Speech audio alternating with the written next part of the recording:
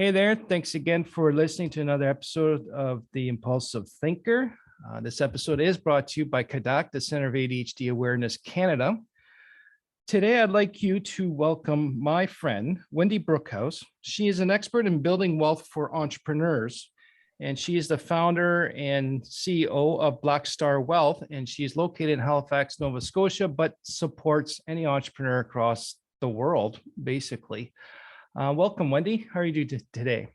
I'm excellent. I'm so excited to be here, Andre. So am I. This is actually going to be the first episode that we actually are just concentrating on educating the entrepreneur.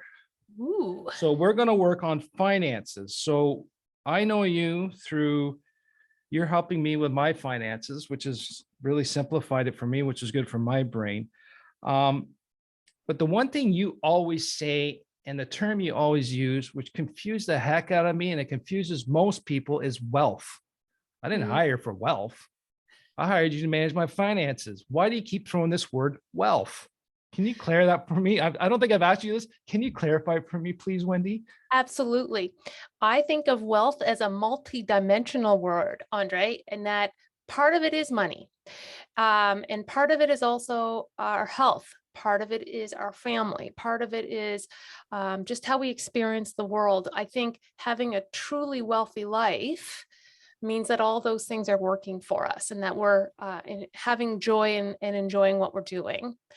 As an entrepreneur, I look at wealth as also, what are you doing with your business? How are you building your business? When we look at the money part of wealth, it gives us so many options and choices, because if we have more of the money part of wealth, well, then we're going to have freedom of time, freedom of choice, freedom to do what we want to do when we want to do it. And that's kind of what I hear the most from entrepreneurs as one of their goals. They want to be able to do what they want, when they want, without having to worry about how much it costs. Cost. Yeah, that's a big thing for me, is how much do things cost, especially in the banking world. Everything's a fee. So everyone seems to associate finances with wealth, and you're saying no, it's part of it, not all of it. Agreed. So how can you convince me that that's true? Let's look at Steve Jobs. Steve Jobs was one of the wealthiest, from a money perspective, man in the world. Do you think he would give it all back if he could have gotten his health back? I believe so. Yeah. So that's why I think wealth is more than just money. It's about all those things, right? So it's having the options and choices. Yeah. To live the money part, having the money to have a better health, better family, better life experience is what I'm kind of hearing. Absolutely. Yeah. Yeah. And it reduces, if you don't have to worry about money. I mean, almost all of us to some degree have anxiety and stress around money in our head, and it takes up a spot. And there's people and minions in our head talking all the time about, oh, what about this? What about that? I'm worrying about this. I'm worrying about that. And it takes up energy. It takes up space. So if you've got that part sorted and planned out, all of a sudden there's space in your head and energy for other things. And that's where you can really, really have an impact on your life. And, in terms of your family, your business, your community, right? And all of those things have trickle out effects. If you're not stressed out as an entrepreneur about money, wow, it's so much more delightful to work with you. That trickles out to all of your employees. That's interesting. Yeah. But we were raised and trained that as if you have a business, it's just finances, it's money. So how can I break that, I guess, mindset or belief that wealth has more to play? Or how can I look at wealth now in my business, and how can I make sure I got the right finances to support this wealth as you defined it? Right. I like to think of all the pieces of our life as different assets we have, and a business is an asset. It's an asset that, if it's functioning well, is producing cash. It's producing the ability to invest in other things, right? So that's overall increasing your wealth by paying attention to that particular asset of all the assets you own, right? It is a mindset. And I think a mindset of how you look at wealth and how you look at money is very, very important in terms of how well you're going to do. I think of, I'm writing a blog post and doing a podcast myself on, is your brain offside, right? Right. Because if our minds aren't aligned with what we want to do, if we haven't aligned the emotional and the logical and have a good path, we're not necessarily going to achieve what we want as fast as we want. So, because our brain needs to be aligned with all those things. So you're telling me I need to kind of set multiple goals in multiple areas to achieve this wealth.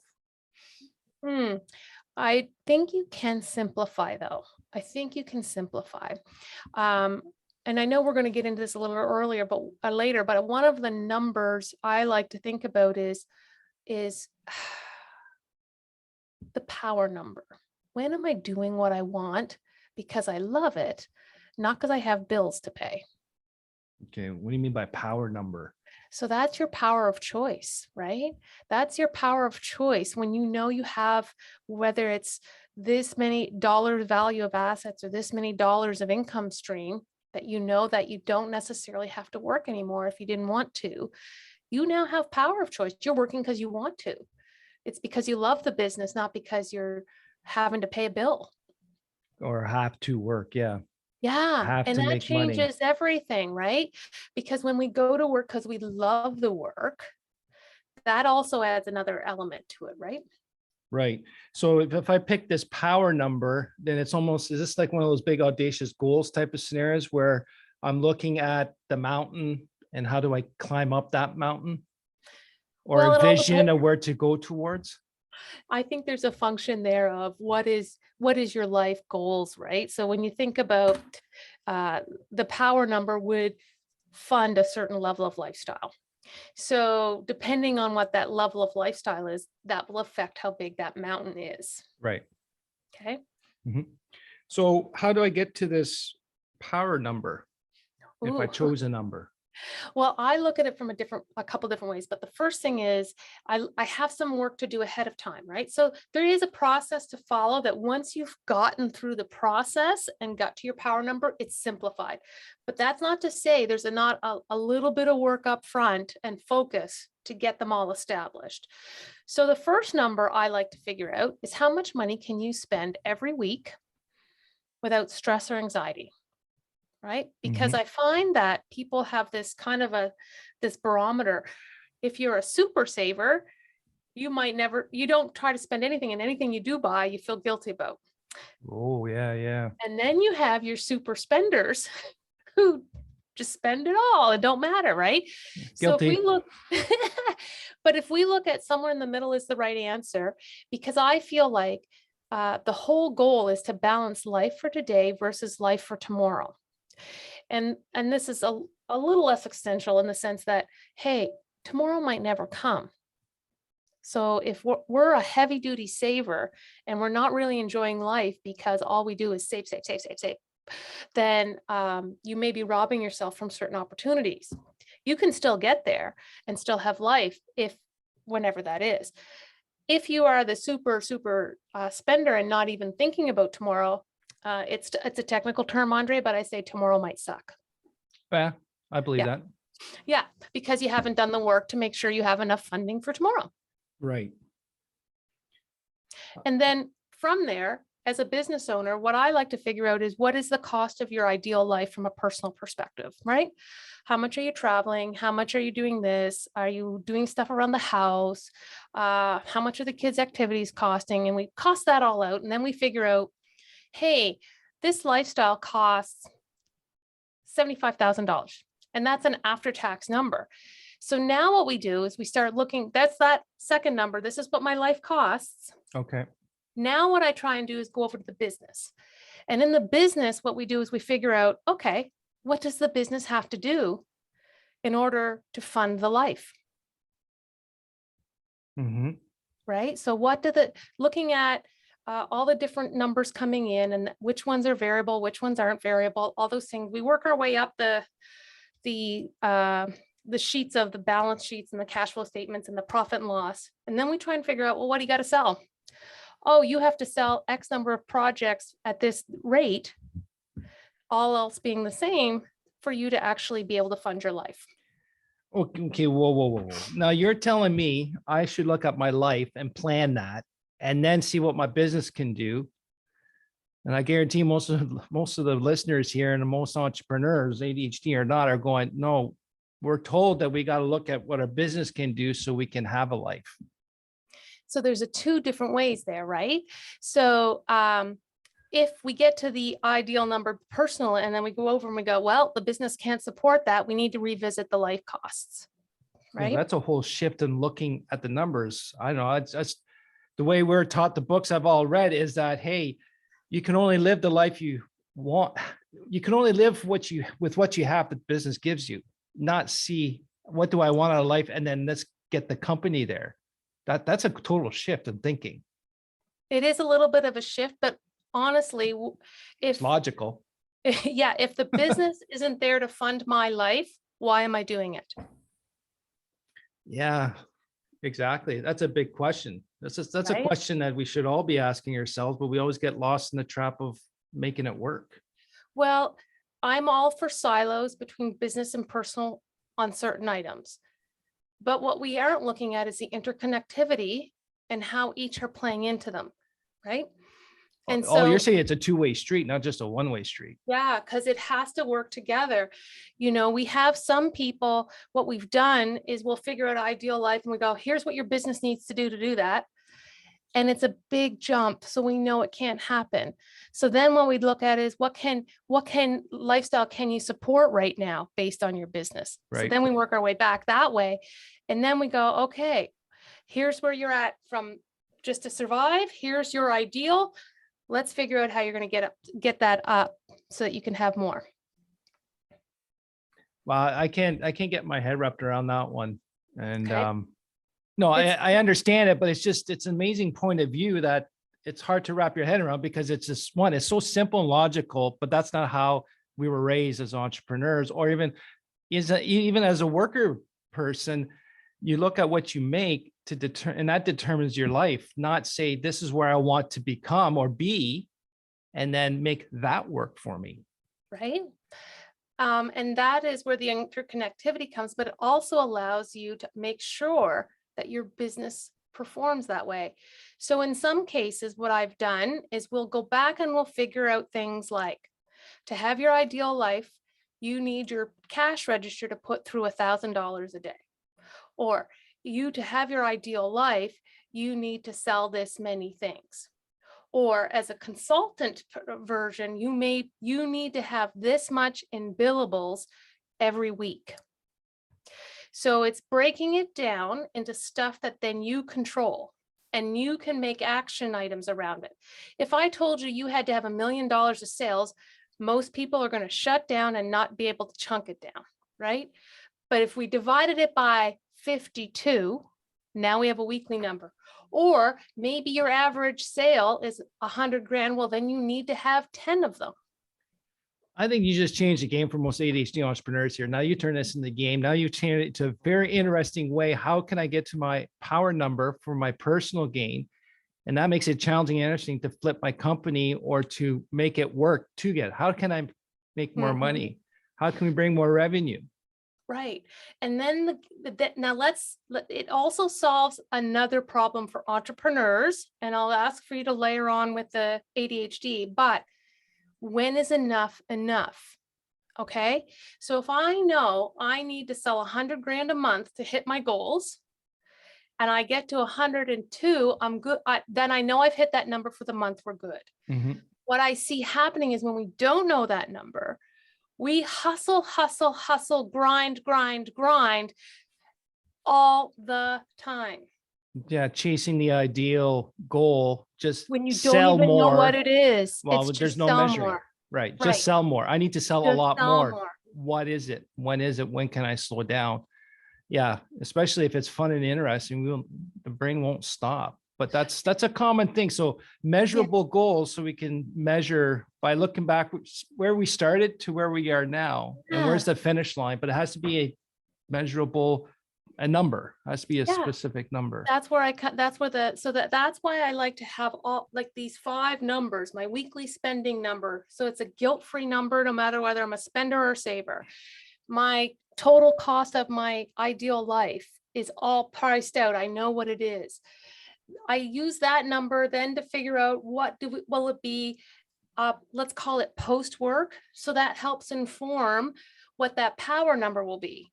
So they all interplay, but there's a bunch of little bit of work to get to it, but it really does set people up for success because now they have concrete goals. Yeah, foundational concrete goals, right? Yeah.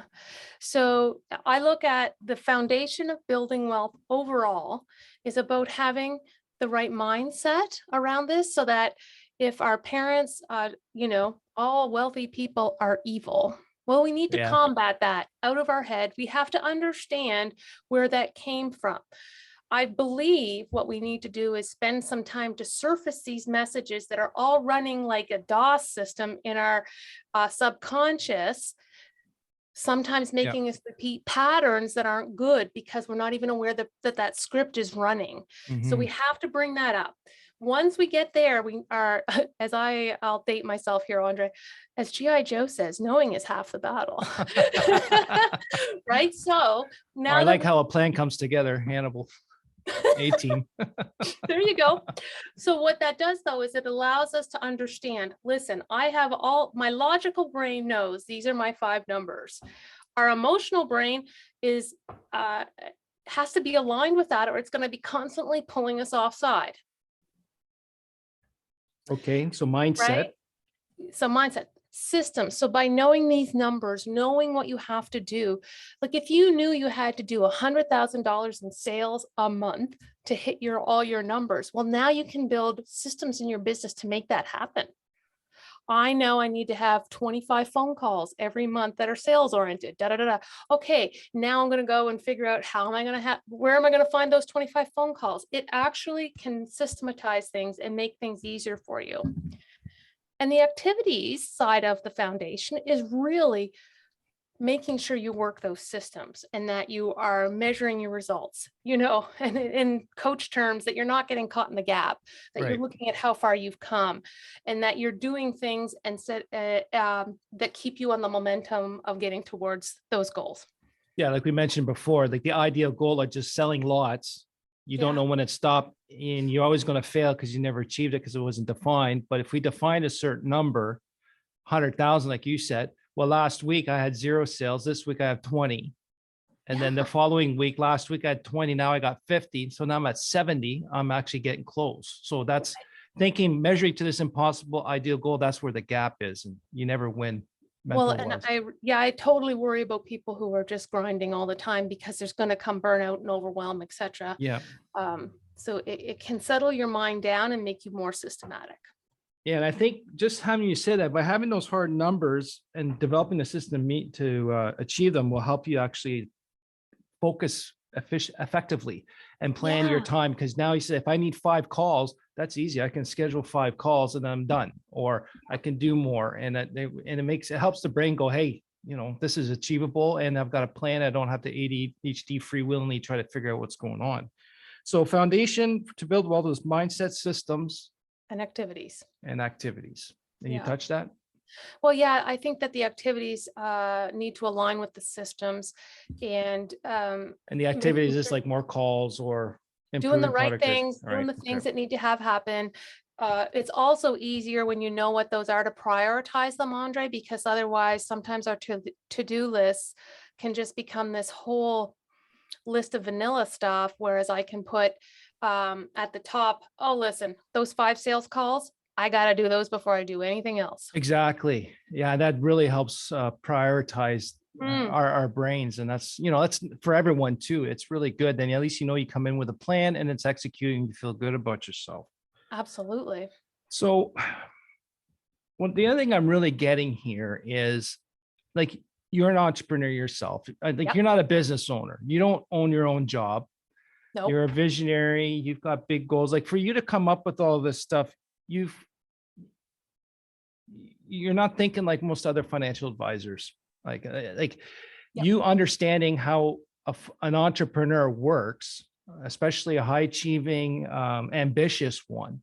It's Yep. very hard for other ambitious entrepreneurs to find financial advisors or even accountants or professional services that understands how our brain works. The high achieving, ambitious entrepreneur doesn't work like everyone else. We're always on to the next one. We see bigger and better things. Like even for you to simplify down to the 3 points of foundation of wealth, your definition of wealth is nowhere in the world, but makes logical sense. Mm-hmm. And then for you to be able to say, yeah, the numbers of finances are good, you got to look at the life part. What do you want to do? Like I've never been asked, what do you want to do with your life today, tomorrow, down the road? Yeah. Right now, how can we set the company up? Like to me, that's the biggest takeaway from here. What do you want out of life? Get those, for me, the financial mindset was, I became a big a-hole by having my own company, according to the way I was raised. Yeah. Right. But I switched out after a while, says, yeah, but I'm responsible for 6 people's families to bring in money for them to have a life. So Yep. that's over there. And then my recent one, actually, I just discovered is I was raised by blue collar parents, Mm-hmm. nurse and millwright. And we were raised that the money you earned is by the hour you gave. So you Effort. got X effort, right? And then now when I'm trying to run my engineering company at the visionary level, that was an internal battle I didn't understand. And once I started realizing, that's why I always felt guilty not putting in enough work, Mm-hmm.